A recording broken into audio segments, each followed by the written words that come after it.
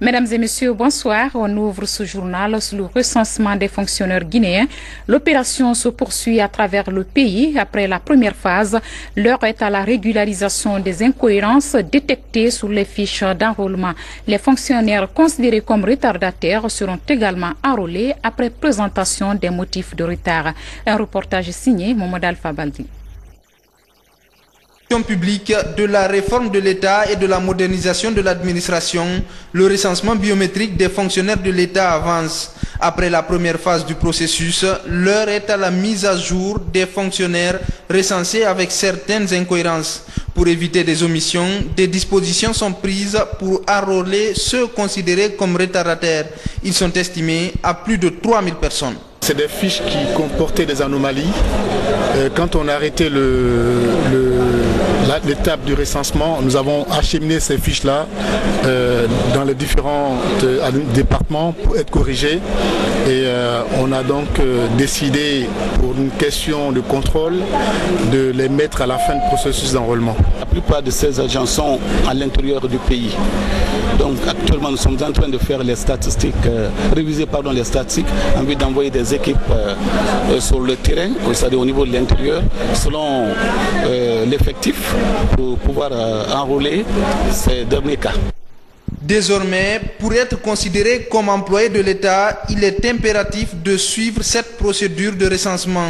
Les principes généraux s'appliquent à tous sans exception. Par exemple, la présence physique est obligatoire. Je suis satisfait à l'issue de cet exercice dont j'ai compris le caractère indispensable parce que j'ai vu des modifications qui ont été relevées qui rendent l'exercice indispensable. À mon sens, ce qui va sortir d'ici va être vraiment pertinent. Dès après que j'ai obtenu ma fiche, ou bien la copie de la fiche, ça m'a révélé quelques petits changements qui sont passés il y a des années. Cela veut dire que la machine est à jour et elle permet quand même de faire une comparaison automatique rapide de certaines données que nous avons dans les différentes bases de données qui ont été communiquées au fil du temps. Depuis janvier, le recensement général des fonctionnaires est en cours sur tout le territoire national. À terme, le gouvernement compte assainir le fichier de la fonction publique. L'État paye chaque année des milliards de francs guinéens à des milliers de fonctionnaires fictifs. Direction Fria, la cité de la Lumine, avec la visite de la ministre de l'Agriculture. Jacqueline Sultan a rencontré les différents groupements afin d'identifier les difficultés et redéfinir une stratégie pour mieux appuyer les travailleurs de l'usine qui se reconvertissent à l'agriculture. C'est au compte de la tournée de suivi-évaluation de la campagne agricole 2014. Fodé Camara, compte rendu. Dans la cité de la Lumine, plus de 2 ans après l'arrêt de l'usine, pour joindre les deux bouts, l'heure était la passion pour la ruralité. D'ores et déjà, pour la campagne agricole 2014, un périmètre de 2 hectares de riz est cultivé à photo dans la commune rurale de Tormelin par Condé Abdoulaye, ex-chef section reprofilage des chemins de fer de Russal Frigia et les autres membres du groupement des travailleurs de l'usine. La vie là, si ça ne va pas un trou, tu peux creuser le trou. Aujourd'hui, l'usine est en panne, l'usine est fermée pour le moment. Au lieu de s'asseoir comme ça, sans avoir quelque chose de base, aujourd'hui, presque on a perdu même la famille. On a faim, tout ce qu'il faut. Avec le programme de patron, c'est-à-dire professeur Falcondi, il dit quand tu travailles, il va t'aider. C'est pourquoi on s'est battu. On a fait un groupement, aller se courber, se reconvertir en attendant avant l'ouverture de l'usine. Sur les rives du fleuve Concouré, cette reconversion commence à porter fruit. Des produits maraîchers s'apprêtent à rejoindre le marché. Appuyés par leurs maris, instituteurs, professeurs ou anciens conducteurs de Russal, les femmes sont les principales actrices de cette petite révolution verte. Depuis 2008, on est sur ça. On a formé même les femmes qui n'étaient pas instruites. On a fait l'alphabétisation, teinture, saponification, même les savons en briques ils peuvent faire. Maintenant, on a fait l'année passée 1 hectare, comme c'était le début, mais maintenant cette année, on a multiplié encore d'efforts. Pour augmenter la productivité des groupements ou des paysans isolés, la ministre de l'Agriculture est venue à Fria avec des petits outillages agricoles, des arrosoirs, motopompes, pelles et d'abats, des sacs d'emballage, des bâches, 40 tonnes d'engrais et des semences, mais aussi des étuveuses. Et ça nous donne une certaine force, une énergie pour redoubler d'efforts et aider ces populations. Nous voulons prouver que ce modèle-là, d'une ville où la mine a échoué, l'agriculture peut la faire revivre. Et que Fria redevienne Fria, mais grâce à l'agriculture, pas à la mine. Et pour mettre les producteurs à l'abri de l'assistanat permanent, le créneau de la microfinance est exploré avec les responsables de la structure faîtière des associations des services financiers, en vue de redéfinir les mécanismes de financement du secteur rural. À Conakry, poursuite du programme d'entretien de la voirie urbaine. Parmi les routes concernées par ce programme, celle qui passe devant le stade de Nongo dans la commune de Ratoma. La reconstruction de cette route longue de 2 km 400 est assurée par l'entreprise BGEC. Abdul Karim Kamara, Eugène Douanamou. Ce tronçon de route était déjà bitumineux, mais aucun caniveau n'avait été prévu. Ces dernières années, pendant la saison pluvieuse, les populations riveraines avaient les pieds dans l'eau. Les travaux d'assainissement ont commencé le 22 mai 2014 par l'entreprise des travaux publics BGEC, une route longue de 2 km 400 dont la reconstruction commence depuis le rond-point de Kontea en passant devant le stade de Nongo jusqu'au carrefour Ambiance au niveau du pont de Lambagny. Nous devons assainir pour le moment. Après, nous faisons les travaux de terrassement. Ce que vous voyez, c'est à reconstruire, à reprendre complètement, reconstruire, agrandir un peu, surtout les carrefours, agrandir les carrefours. Et après, les travaux de bitumage viendront. Les travaux sont scindés en 2 lignes. La première part de Kontea jusqu'à la transversale 3, avec une chaussée large de 7 mètres. Le reste constitue la 2e ligne jusqu'au carrefour Ambiance, d'une largeur de 10 mètres. En tout, 5 dallos sont prévus. Un ouf de soulagement déjà pour usagers et riverains de cette route. Ils sont en train de faire un travail salutaire. Il faut le faire sans bricolage. Nous remercions le ministère des Travaux publics.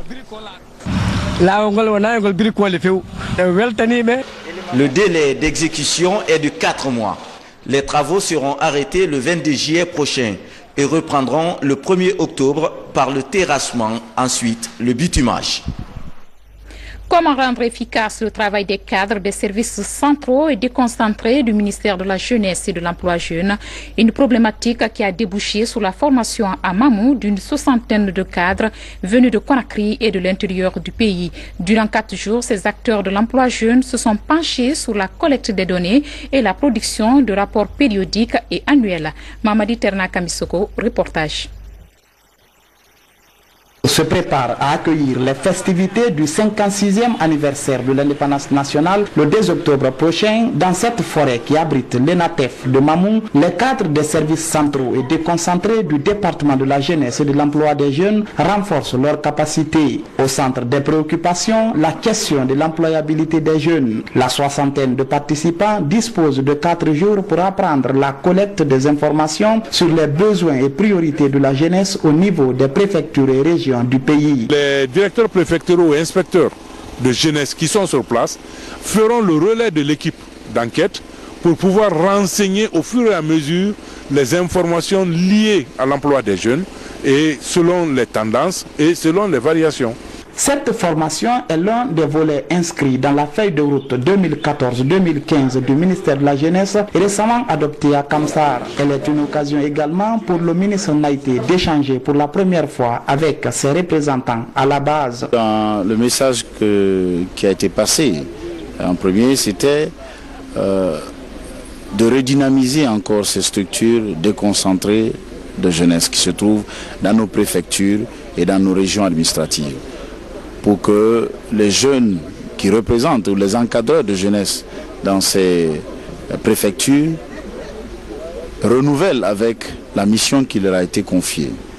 Cette mission qui consiste à encadrer cette jeunesse, à proposer des initiatives et à être non pas un État régulateur, mais aussi un État facilitateur. L'objectif recherché par le département de la jeunesse et le PNUD en lançant ce projet de formation est l'opérationnalisation de façon efficace de toutes les structures et services ayant pour mission le plein emploi et l'épanouissement des jeunes guinéens. De Mamon, cap sur Guékédou, à 674 km de Conakry, pour parler du lancement officiel du projet emploi spécifique pour les jeunes. Ce projet favorisera la création de 500 emplois temporaires et sera axé sur 3 volets, notamment l'instauration d'un climat de paix, l'emploi des jeunes et des femmes, ainsi que l'assainissement de la ville de Guékédou. Mohamed Saliou Paye, Moussa Bangoura, reportage. Les jeunes et les femmes à risque de conflit afin de les mettre à l'abri des manipulations en faveur des mouvements de violence. Tel est l'objectif visé par ce projet dans les communes urbaines de Lola, Massanta et Guékédou. Financé par le Fonds de consolidation de la paix des Nations Unies pour un montant de plus d'1 milliard pour une durée de 9 mois. Ce projet permettra de renforcer les bases de la paix à Guékédou, aussi de créer 500 emplois temporaires pour les jeunes. Nous nous engageons solennellement et fermement à utiliser les fonds alloués à ces projets et les équipements qui seront mis à la disposition de la commune urbaine de Guékédou, comme le recommande la lettre d'accord qui nous lie. Le projet interviendra à travers la mobilisation des jeunes dans des activités d'assainissement de la ville, de formation et d'appui aux initiatives économiques et citoyennes des jeunes à travers leurs associations respectives. Le ministre de la Communication s'est félicité de cet apport de PNUD et invite les jeunes de Guékédou à compter sur leurs propres efforts pour l'avenir du pays. Vous ne pouvez pas être fort si vous n'êtes pas unis. Vous ne pouvez pas être fort si vous n'êtes pas sain. Ce que nous sommes en train de faire aujourd'hui, le curage, c'est très bon. C'est très intéressant parce que l'eau, c'est la vie. Mais je suis convaincu, ce que je viens de voir à côté du pont, si on ne change pas les habitudes, ce que nous sommes en train de faire aujourd'hui sera un coup d'épée dans l'eau. Le lancement des travaux a été effectué par les ministres de la Santé, de l'Hygiène publique et de la Communication devant plusieurs jeunes des associations bénéficiaires de Guékédou. Le déficit de toilettes publiques à Conakry préoccupe le ministère de l'Environnement et le gouvernorat. La capitale ne dispose pas de beaucoup de toilettes publiques. Au département de l'Environnement, la ministre vient d'inaugurer 2 blocs de sanitaires pour la Direction nationale des eaux et forêts. Un sujet traité par Alia Kamara. Kaloum, sur la route qui mène vers le marché Niger, cette grande cabine de toilettes publiques à fière allure. Elle accueille près de 800 personnes par jour à tour de rôle, essentiellement des commerçants et autres personnes qui arrivent ici dans des situations inconfortables. Malheureusement, il n'y en a pas beaucoup à Conakry, juste une quarantaine pour une population de plus en plus croissante.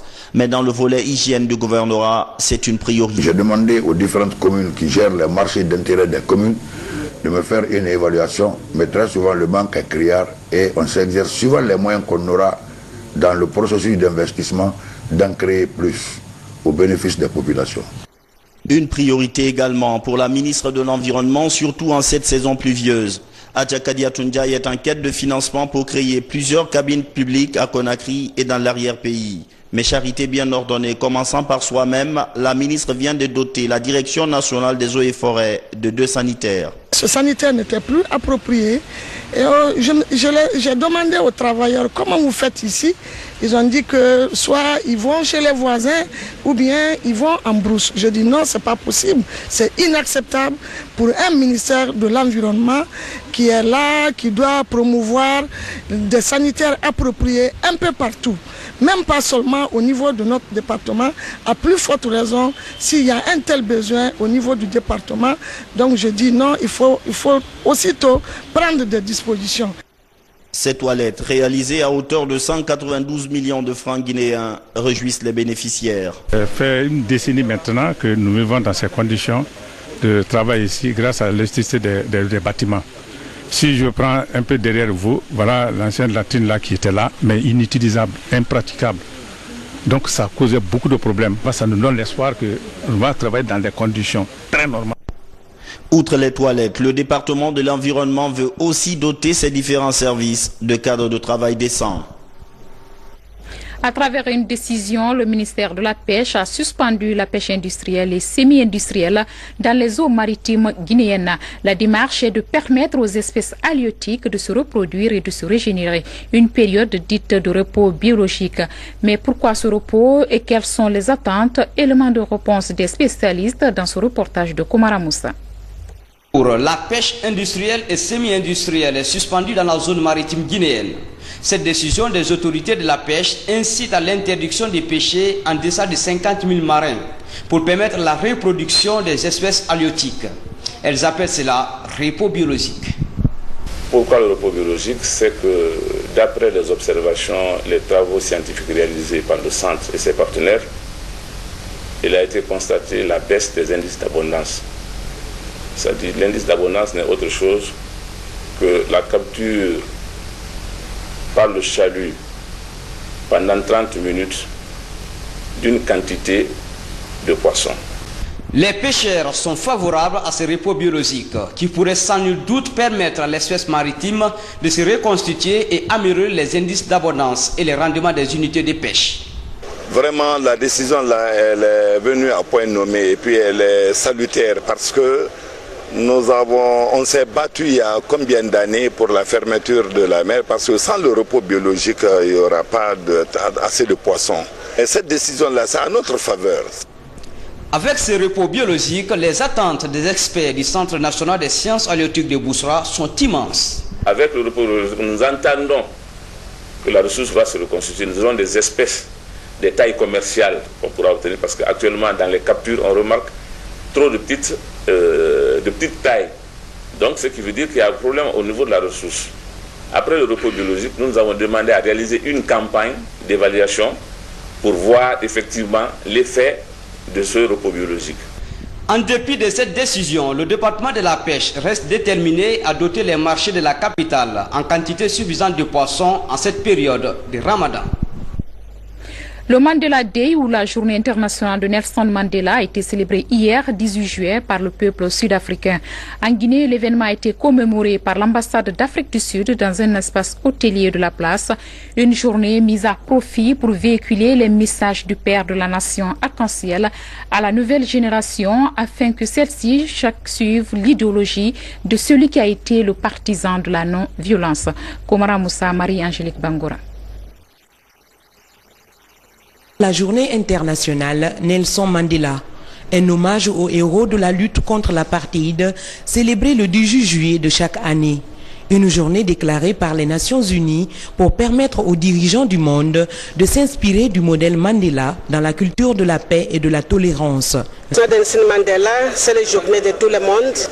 Et nous célébrons le jour aujourd'hui avec la Guinée, avec le gouvernement, le peuple de Guinée, les femmes, les jeunes, et les corps diplomatiques et toutes les organisations internationales.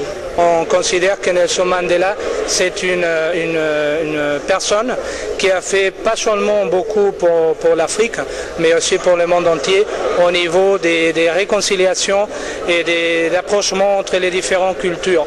Il y a aujourd'hui 20 ans que Mandela Day est célébré à travers le monde. C'est la première fois que la journée est fêtée sans Mandela, décédé le 5 décembre 2013. En Guinée, Nelson Mandela est pour beaucoup de personnalités une figure emblématique de l'histoire contemporaine. C'est une personnalité à garder pour la vie.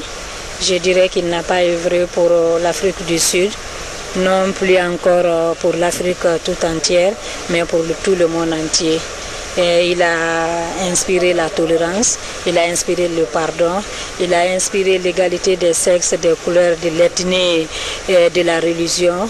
Donc je pense aujourd'hui que pour une stabilité du monde entier, nous avons besoin de ces valeurs. Le président Mandela est un grand homme auquel le monde entier a rendu hommage et a reconnu la valeur, l'attachement à un certain nombre de valeurs chères à l'humanité. Mandela Day est l'occasion pour l'ambassadeur sud-africain en Guinée d'apporter le soutien de son pays à la Guinée. Des centres d'orphelinat de Conakry, la Fondation de solidarité féminine et le centre oncologique de Donka ont reçu des vivres de l'ambassadeur sud-africain. C'était donc la célébration de Mandela Day, commémorée le 18 juillet de chaque année. Par ailleurs, le ministre des Guinéens de l'étranger était récemment en visite de travail à Luanda, la capitale angolaise. Sanusi Bantamasso s'est imprégné des conditions de vie de la diaspora guinéenne avant de lui transmettre les messages de paix du chef de l'État, Rose Pocho. Luanda, capitale angolaise, première étape d'échange de contacts pour le ministre en charge des Guinéens de l'étranger. Une visite qui intervient au moment où la situation de la diaspora guinéenne en Angola mérite une attention particulière. Les autorités de ce pays amis facilitent les conditions d'obtention des titres de séjour pour les Guinéens qui sont historiquement leurs frères pendant les périodes les plus difficiles qu'ils ont connues. Des informations autour de l'assassinat du jeune Sow ont été évoquées au cours de cette rencontre. Pour le nouvel ambassadeur guinéen en Angola, la quiétude au sein d'une communauté doit passer par le dialogue. Ce rendez-vous de concertation a permis au ministre de donner à la communauté des informations du pays. Bantamasso a en plus rappelé aux Guinéens vivant sur le territoire angolais le respect des règles et des lois du pays hôte. Ici, nous sommes des Guinéens ici. On a fait appel aux notables. Les Angolais ne sont pas venus. Les Léonais ne sont pas venus. Les Sud-Africains ne sont pas venus. C'est les Guinéens qui sont venus. Ici, là, on peut s'insulter, se frapper, se boxer. Mais en sortant, on sort unis et forts. C'est la seule chose qui peut faire développer notre pays. Après ces entretiens, le ministre Bantamasso et sa suite se sont rendus à la mosquée de Ozaïnda. Ici, le secrétaire général du ministère a, au nom du département, véhiculé des messages de paix aux fidèles musulmans guinéens. Toutes nos excuses pour la qualité de ces images. Religion à présent, nous allons nous intéresser à la zakat. Ce troisième pilier de l'islam est le fondement de la foi islamique. D'autres diraient même que c'est un impôt que tout musulman devrait payer. Elle est annuelle, la zakat est obligatoire. Mais actuellement, en Guinée, ce pilier de l'islam est méconnu de certains musulmans. Voyons sa signification dans ce reportage de Falilou Diallo. En Guinée, plus de 97% de la population est musulmane, mais beaucoup ignorent de nos jours la zakat ou s'acquittent de façon informelle. Et pourtant, la zakat est un impôt annuel obligatoire pour tout fidèle musulman, dont l'avoir est supérieur ou égal à 80 grammes d'or. La zakat, troisième pilier de l'islam, est une sorte d'injonction divine qui permet de réguler la vie économique et même spirituelle du croyant.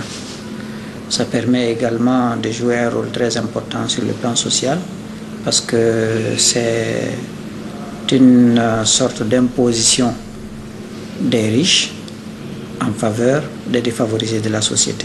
Donc c'est un facteur d'équilibre social très important. Donc, le premier objectif de la zakat est de permettre aux populations démunies de sortir de la pauvreté, d'où la création en 2010 en Guinée du Fonds national de la zakat, une manière de permettre aux démunis de créer des projets pour devenir plus tard de possibles donneurs.